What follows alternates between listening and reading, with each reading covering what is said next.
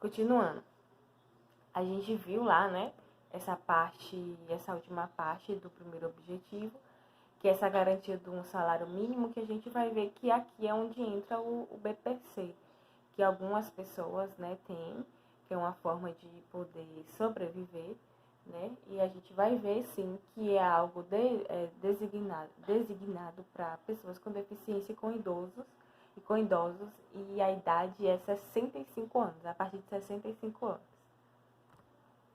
O segundo objetivo, que é a vigilância socioassistencial. Esse objetivo, ele visa analisar territorialmente a capacidade protetiva das famílias e nela a ocorrência de vulnerabilidade, de ameaça, de vitimizações e danos. Ou seja, vigilância socioassistencial. Então, você vai analisar o território e ver esse território, ver o que é necessário, ver quais são as vulnerabilidades que se apresentam nesse território. Então, uma vigilância socioassistencial. Para o quê? Para justamente analisar a capacidade protetiva que aquela família tem e as ocorrências, né, da vulnerabilidade, das ameaças em si, analisar aquela família. Geralmente, os pontos de trabalho, quando você vai, na verdade, não é os pontos de trabalho, quando você vai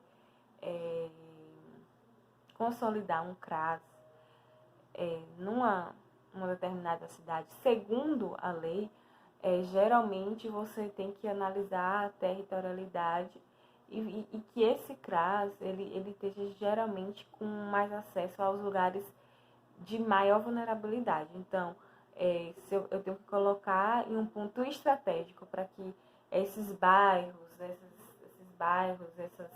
essas ou praça, ou lugares, assim, ruas, que você sabe que ali tem uma demanda, maior vulnerabilidade. Então, esse CRAS ele tem que estar perto, mais acessível a essas pessoas.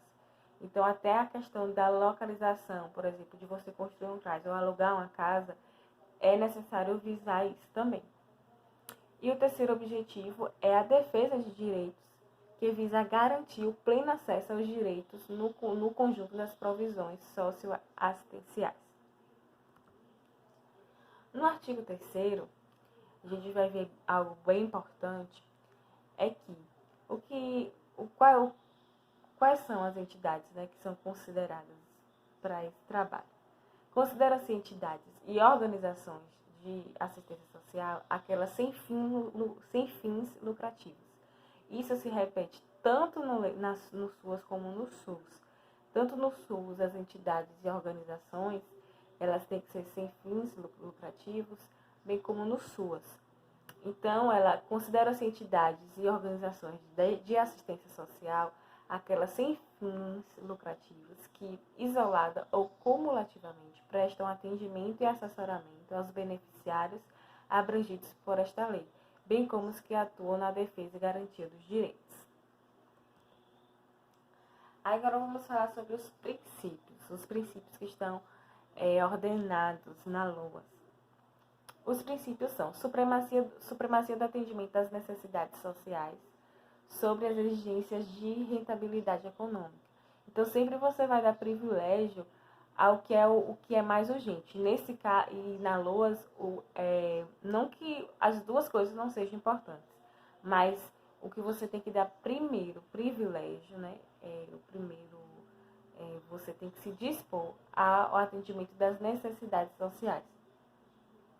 Então, no caso, numa hierarquia, o atendimento às necessidades sociais vem primeiro do que as exigências de rentabilidade econômica. Um segundo princípio, universalização dos direitos sociais. E é algo que se repete também, eu gosto sempre de fazer uma ponte. A universalização também é um dos princípios lá do que está na lei do SUS.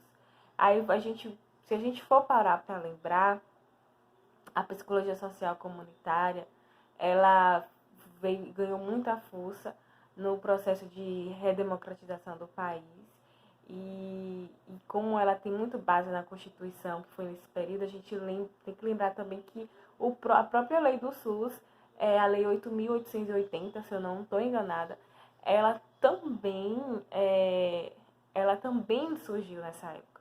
Então perceba que esse período que foram feitas conferências que apresentaram trabalhos na área social, conferências trabalhando na área de saúde, que começaram a dar autonomia à sociedade.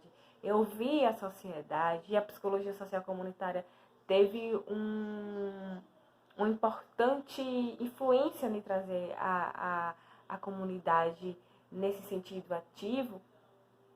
E a gente vê que são coisas que se repetem nas leis, nas políticas, que geralmente tiveram esse ponto da redemocratização do país.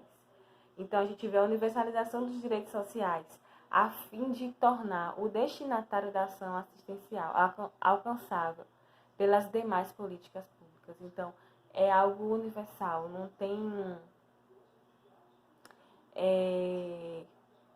É necessário que ele alcance todas as políticas públicas. É necessário ver se ele está tendo acesso a todas as políticas públicas, tanto no âmbito do SUAS, quanto nos outros âmbitos, da questão da educação, da saúde. E a gente vai ver que acaba que SUS e a educação, esses 3 pontos da nossa sociedade, eles trabalham muito em conjunto também. Geralmente a gente precisa estar tendo acesso a esses demais pontos. Por exemplo, na formação dos conselhos, tanto nos conselhos de assistência social, municipais, estaduais, tanto nos conselhos de saúde, geralmente tem representação de vários âmbitos da sociedade. Então, geralmente tem representação da igreja, da educação, vai gente da saúde representar na assistência social, vai gente da assistência social representar no conselho de saúde, vai gente da saúde e da assistência social ser representante no conselho de educação. Então, é o trabalho que ele tem que ser integrado e nesse sentido a gente vê que é um princípio que a gente precisa, né, da forma que necessária e alcançável para a gente, que os direitos sociais eles sejam universais. Um terceiro princípio é respeito à dignidade do cidadão, a sua autonomia. Lembra que a gente falou na sala que aqueles plano individual de cada pessoa, da família. Então, tipo assim, você respeitar a autonomia da pessoa, respeitar quem é aquela pessoa, a dignidade daquela pessoa, fazer um projeto terapêutico para aquela pessoa, não é para 5 pessoas, 10 pessoas do mesmo projeto, né? Cada um tem suas vulnerabilidades, seus riscos, sua demanda. Respeitar a sua autonomia e ao seu direito a benefícios e serviços de qualidade.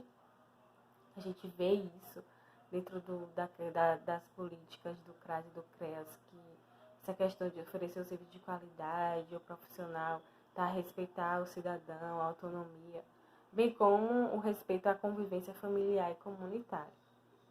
Como quarto princípio, temos igualdade de direitos no acesso ao atendimento, sem discriminação de qualquer natureza, garantindo-se equivalência às populações urbanas e rurais. E temos também como último princípio a divulgação ampla dos benefícios, serviços, programas e projetos assistenciais, bem como dos recursos oferecidos pelo poder público e dos critérios para a sua concessão.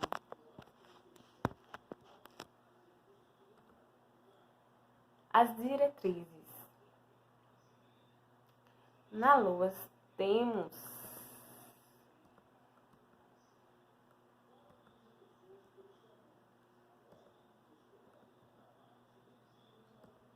três diretrizes.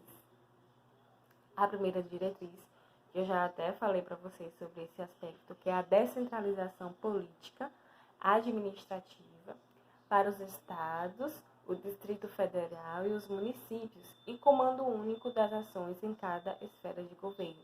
Então, cada um tem seus deveres, o que é que compete à União, o que é que compete aos estados, o que é que compete ao Distrito Federal, o municipal. Dentro da LOAS tem isso especificamente para cada um. Eu não entrei nisso aqui, isso é importante saber, mas ficaria muito cansativo eu falar para vocês, porque são inúmeras. Tipo assim, o que compete aos municípios é inúmeras competências. O que compete ao Distrito Federal geralmente é igual do município, do município. O que compete ao Estado, o que compete à União. Então lá vai estar escrito o que compete a cada esfera de governo. Segunda diretriz, participação popular por meio de organizações representativas nas formulações das políticas e no controle de ações em todos os níveis. Então, a gente vê aqui a participação popular, e quando a gente vê a participação popular, né, a gente vê nos conselhos, né? A gente sabe que os conselhos ele é formado eles têm que ser formados de forma paritária, então é 50%. Por exemplo, se tiver 18 pessoas que tem que compor um conselho, então 9 faz parte do âmbito do governo. Aí 9 vai ser da sociedade civil. E primazia da responsabilidade do Estado, nesse caso está aqui o ente federado maior, que é o governo, o federal, na condução da política de assistência social em cada esfera de governo. Então, a gente sabe que o poder é descentralizado, mas o ente federado, o governo federal, ele tem essa primazia de responsabilidade em si, em relação ao país inteiro, né?